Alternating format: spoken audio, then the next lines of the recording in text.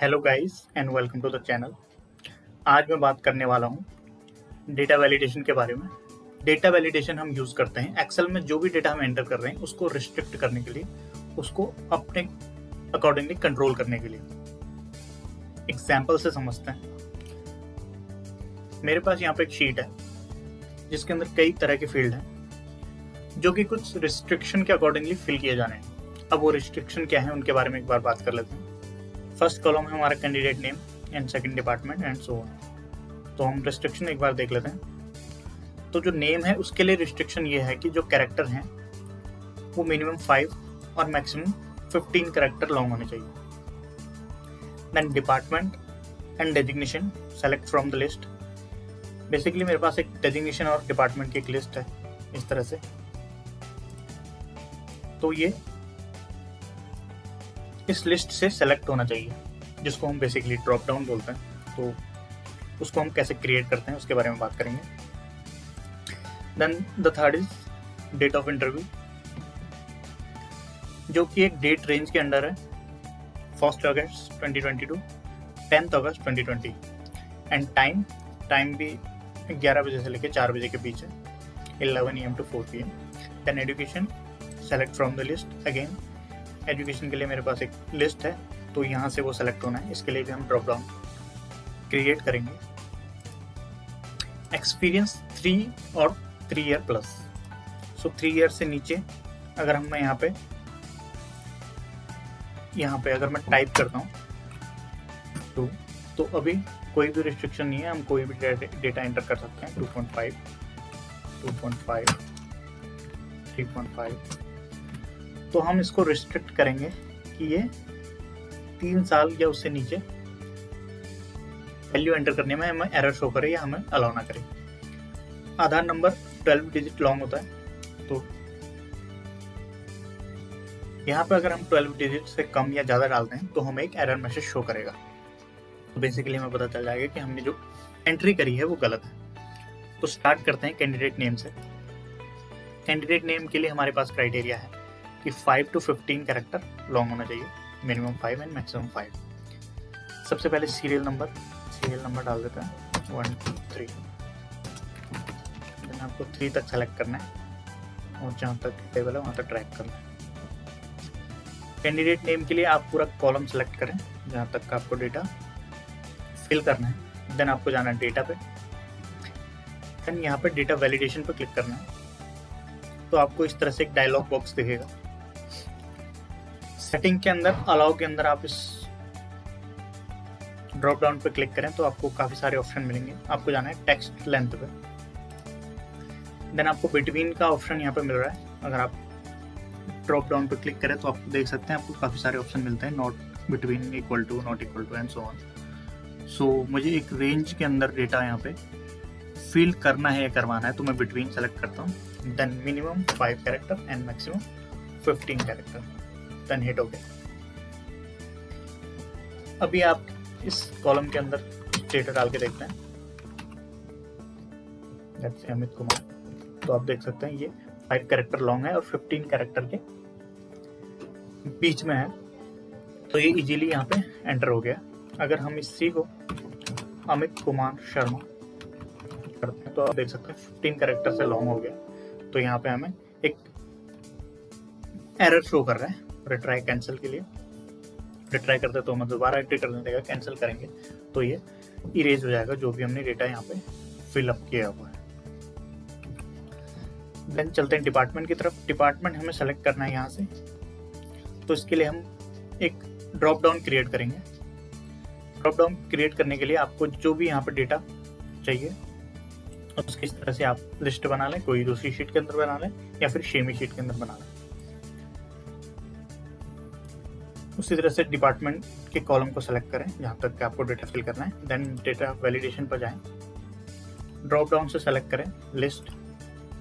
Then यहाँ पे source पे आपको सोर्स का रेफरेंस देना है। शीट 3 के अंदर जाते हैं, देन सेलेक्ट ओके। तो आप यहाँ पे देख सकते हैं ड्रॉप डाउन के अंदर इस तरह से मेरा डेटा आ गया है। अब सेम डेजिग्नेशन के साथ करना है। पूरा कॉलम सेलेक्ट करना है, data validation, list, then source के अंदर डेजिग्नेशन सेलेक्ट करनी है। डेजिग्नेशन सेलेक्ट करने के बाद ओके, तो आप यहाँ पर देख सकते हैं डेजिग्नेशन भी उसी तरह से आ गई। अकाउंट के लिए अकाउंट मैनेजर, HR के लिए HR मैनेजर, सेल्स के अंदर एरिया सेल्स मैनेजर। इसी तरह से एजुकेशन के लिए हमारे पास एक लिस्ट है, तो एजुकेशन के कॉलम में भी हम सेम इसी तरह से अप्लाई कर सकते हैं। Data validation, then list, then source selected, then okay. तो आप देख सकते हैं यहाँ से आप कोई भी एजुकेशन सेलेक्ट कर सकते हैं।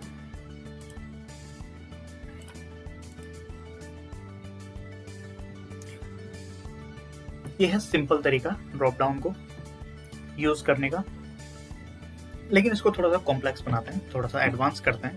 सब मेरे पास यहाँ डिपार्टमेंट के अंदर अकाउंट्स है एंड डेजिग्नेशन के अंदर सिर्फ एक डिपार्टमेंट के लिए एक पोस्ट का नाम है, एक डेजिग्नेशन है। सपोज मेरे पास यहाँ पे एक डिपार्टमेंट के लिए कई सारे डेजिग्नेशन हो, सपोज डिपार्टमेंट अकाउंट्स है, उसके लिए account executive, accounts manager, assistant manager, इस तरह से कई तरह के पोस्ट हो, कई तरह की डेजिग्नेशन हो। तो उस केस में क्या करेंगे, उसके लिए मैंने एक शीट बनाई हुई है। तो इस तरह से आप देख सकते हैं अकाउंट्स के लिए accounts executive, account manager, human resource के लिए HR मैनेजर, सेल्स के अंदर फिर से 2 डेजिग्नेशन है, मार्केटिंग के अंदर 3 डेजिग्नेशन है और प्रोक्योरमेंट के अंदर 2 डेजिग्नेशन है। तो अब हमें यहाँ पे क्या चाहिए कि अगर मैं अकाउंट्स यहाँ से सेलेक्ट करूँ तो बाकी के जो अकाउंट से रिलेटेड डेजिग्नेशन है मेरे पास, account executive and account manager, वो यहाँ पे मुझे शो हो, बाकी के जैसे HR मैनेजर है, एरिया सेल्स मैनेजर है, वो ना शो करे यहाँ पे। तो वो हम किस तरह से कह सकते हैं, इसको हम कहते हैं डिपेंडेंट ड्रॉप डाउन लिस्ट। तो उसको हम किस तरह से क्रिएट करते हैं, एक बार इसको रिमूव कर लेते हैं। इसके लिए सबसे पहले आपको शीट के अंदर जाना है। तो यहाँ पे आपकी जो भी डेजिग्नेशन और डिपार्टमेंट की लिस्ट है वो आपको इस तरह से हॉरिजेंटली बनानी है।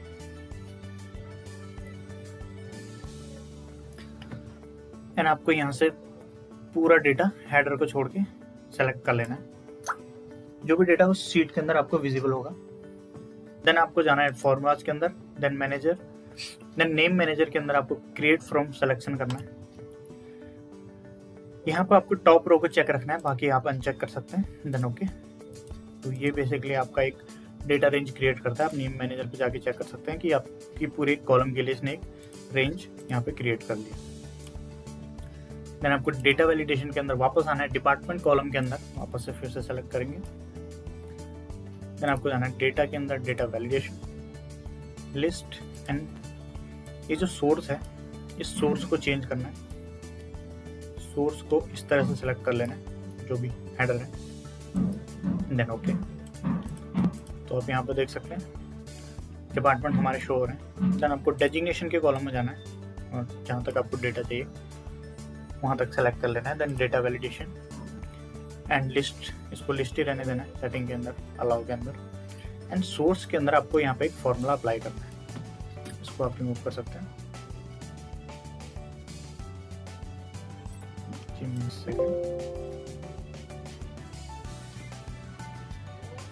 डेटा वैलिडेशन, लिस्ट, देन आपको यहाँ पे एक फॉर्मूला एंटर करना है, indirect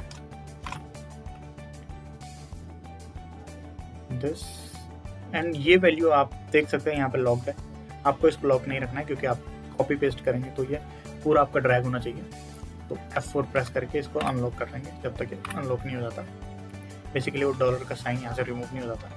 then bracket close and then enter. The source currently available an error, एक एरर यहाँ पे शो कर रहा है, इसको आपको यस करना है।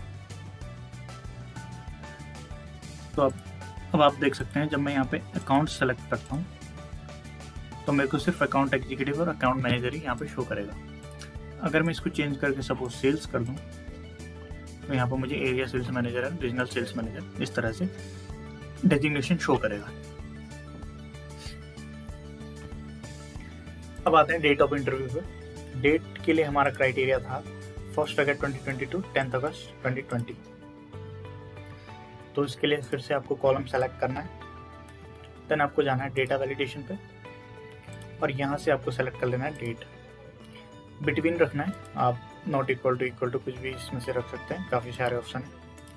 स्टार्टिंग डेट मैं रखता हूँ 1 अगस्त। जो भी फॉर्मेट में आप टाइप करने वाले हैं वही फॉर्मेट आपको यहाँ पे डालना है। Then 08/2022 okay. तो अगर मैं यहाँ पे 2 अगस्त डालता हूँ तो ये एक्सेप्ट कर लेता है, बट अगर मैं 11 अगस्त यहाँ पे टाइप करने की कोशिश करता हूँ तो आप देख सकते हैं मेरे को एरर शो करेगा। इसी तरह से टाइम के लिए अगर हम टाइम फ्रेम हमारा था 11 AM to 4 PM, तो हम टाइम को भी इस तरह से डिफाइन कर सकते हैं यहाँ पे data validation and time. Then आपको स्टार्टिंग टाइम डालना है, सेम जो फॉर्मेट में आप एक्सेल के अंदर एंटर करने वाले हैं उसी फॉर्मेट में यहाँ पर आपको डालना है 11 AM to 4 PM then okay 11 AM। देख सकते हैं एक्सेप्ट करा है। अगर मैं यहाँ पे 5 PM डालता हूँ तो आप देख सकते हैं ये एक्सेप्ट नहीं करेगा, उस एंट्री को एंटर नहीं करने देगा। अब आते हैं एक्सपीरियंस के अंदर। अब हमें 3 and 3 year प्लस लेना है, इसको एक बार रिमूव कर लेता है। देन कॉलम को फिर से सेलेक्ट करना है, डेटा वैलिडेशन, यहाँ से आपको सेलेक्ट करना है होल नंबर एंड बिटवीन आप यहाँ पे कर सकते हैं ग्रेटर देन और इक्वल टू 3। तो अगर आप यहाँ पे 2 टाइप करने की कोशिश करते हैं तो ये आपको एक एरर शो करता है। इस तरह से आप 3 टाइप कर सकते हैं, 4 कर सकते हैं, 5 कर सकते हैं, ये आपको इजीली अलाउ करेगा। बट अगर आपको डेसिमल के अंदर आपका एक्सपीरियंस आ रहा है सपोज 3.5, तो भी आपको ये एंटर नहीं करने देगा, जबकि वैल्यू 3 से ग्रेटर देन 3 है, 3 से बड़ी है। तो इसके लिए आप क्या कर सकते हैं, आपको सिंपली फिर से डेटा वैलिडेशन पे जाना है और होल नंबर सेलेक्ट ना करके आपको सेलेक्ट करना है डेसिमल्स। देन आपको यहाँ पे 3, आप यहाँ पे 3 रहने दें। तो आप इस तरह से देख सकते हैं, अगर आप यहाँ पे 3 टाइप करते हैं या फिर 3.5 टाइप करते हैं, 4.5 करते हैं, तो आप डेटा को रिस्ट्रिक्ट कर सकते हैं। देन लास्ट है हमारा आधार नंबर, जो कि 12 डिजिट का होता है, तो हम इसको 12 डिजिट के लिए रिस्ट्रिक्ट करेंगे। सेटिंग में से टेक्स्ट लेंथ सेलेक्ट करेंगे, बिटवीन इसको रखेंगे इक्वल टू 12।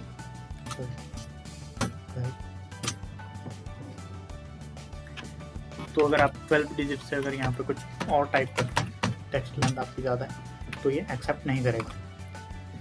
मैं एक बार 13 डालने की ट्राई करता हूँ, देख सकते हैं। अगर आप 10 और 11 भी डालते हैं, 11 डिजिट का कोई एक्सेप्ट नहीं करेगा। अब बात करते हैं इस मैसेज के लिए।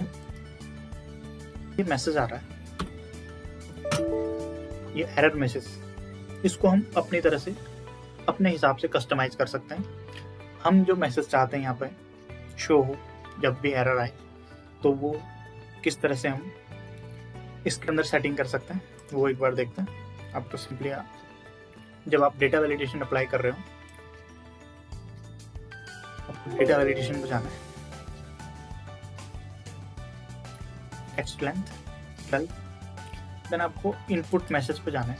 इनपुट मैसेज क्या होता है, जब आप अपना कर्सर लेके उस कॉलम के ऊपर जाते हैं तो आपको एक मैसेज शो करेगा। मैं आपको करके दिखाता हूँ। सपोज टाइटल के अंदर हम डाल देते हैं आधार नंबर, एंड इनपुट मैसेज के अंदर मैं डाल देता हूँ आधार number must be 12 digit long। तो आप देख सकते हैं जैसे ही मैं अपना कर्सर लेके इस सेल के ऊपर जाता हूँ तो यहाँ पे मेरे को एक मैसेज शो करेगा अब बात करते हैं एरर मैसेज के अंदर। फिर से आपको डेटा वैलिडेशन पे जाना है और एरर अलर्ट यहाँ पे क्लिक करना है। यहाँ पे स्टाइल के अंदर आपको 3 चीजें मिल जाएंगी, स्टॉप, वार्निंग और इन्फॉर्मेशन। इनका क्या क्या यूज है, सबसे पहले बात करते हैं स्टॉप की। स्टॉप मैसेज के अंदर मैं टाइप करता हूँ,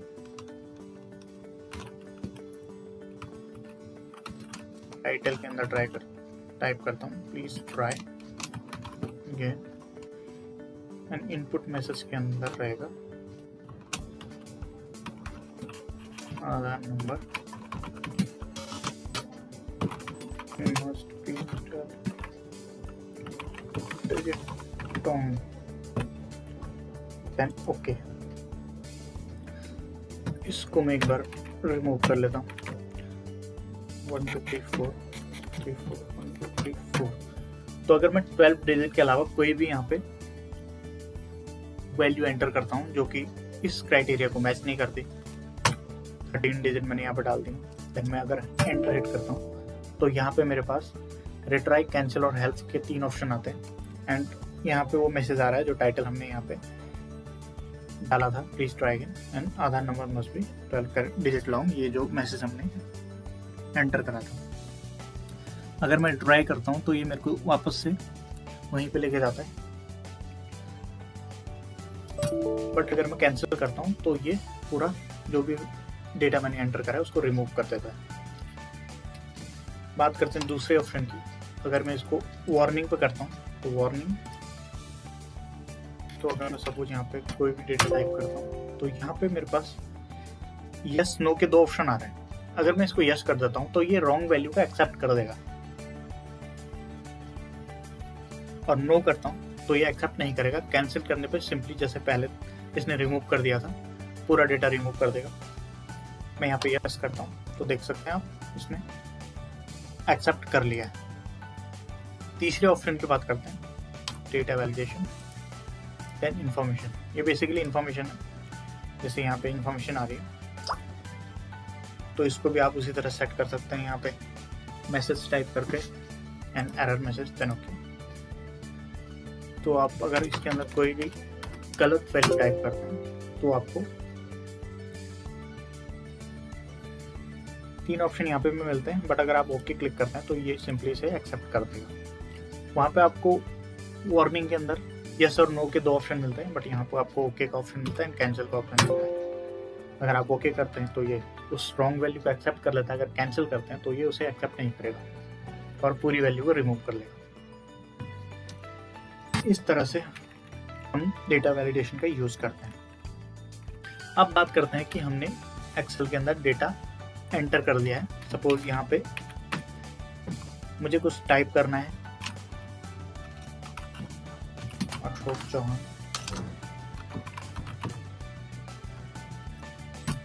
तो अगर मैं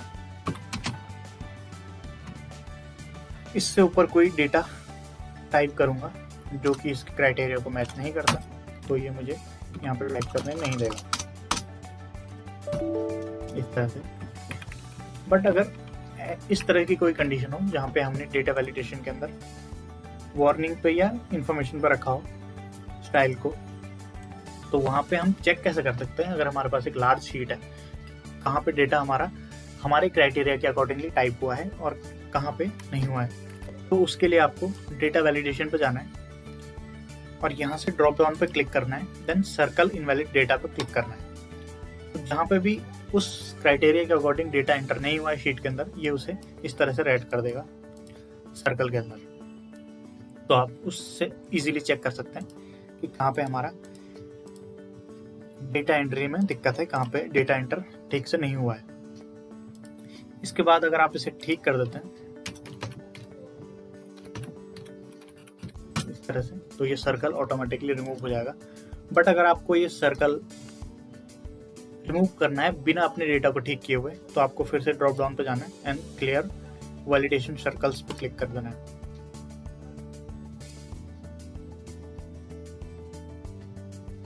इस तरह से आप इसे रिमूव कर सकते हैं। सो आई होप आपको ये वीडियो हेल्पफुल लगी होगी। अगर आपको ये वीडियो यूजफुल लगी है तो इस वीडियो को लाइक करें, शेयर करें और चैनल को सब्सक्राइब जरूर करें।